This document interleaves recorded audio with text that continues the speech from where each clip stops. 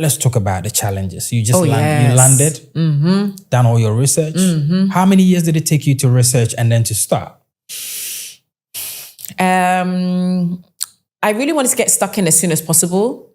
So I think about a year of research, trying to understand what I could do.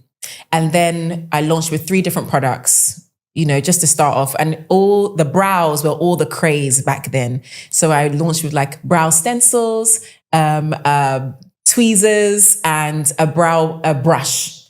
Just something to sit the woman down in the seat, talk to them and understand really about them and what they want from the beauty industry. So it was from that. But man, as in the challenges were, first of all, the disappointment of the deal not going through. Yep.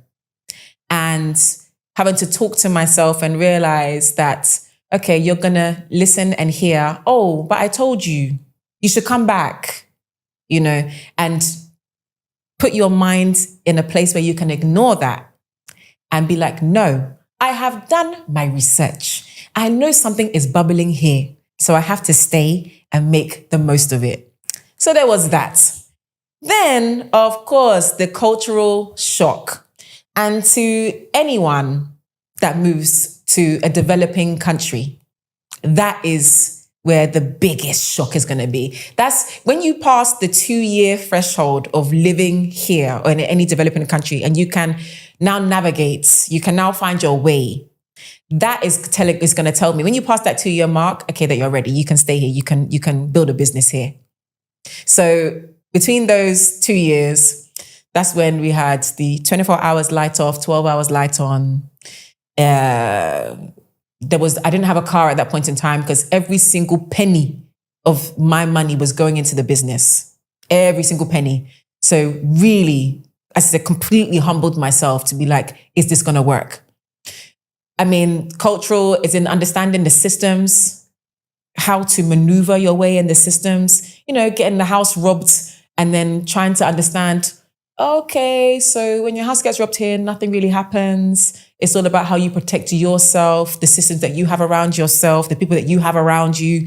Know to keep your mouth closed when you're in a taxi going home, not to be over-friendly sometimes, and just understanding how to maneuver your way through systems that sometimes don't work, So that was huge.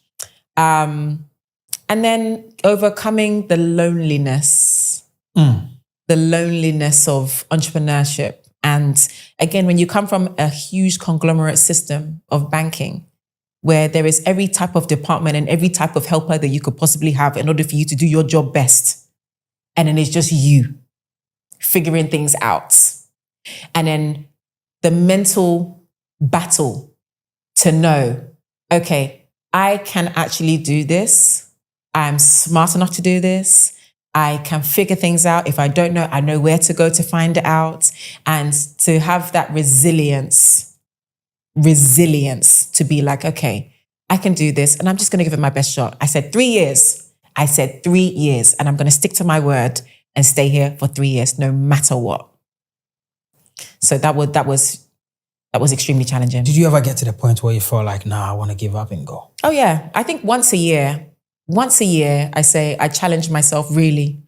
Like, is this still what I want to do? Am I going in the right direction to where I want to be? Because I'm also coming to, at this stage of my life, the ability to pivot and be okay with pivoting as well. So I really do challenge myself because at least once a year, I'd be talking to myself and be like, Steph, is this really what you want to do? But I'm still here.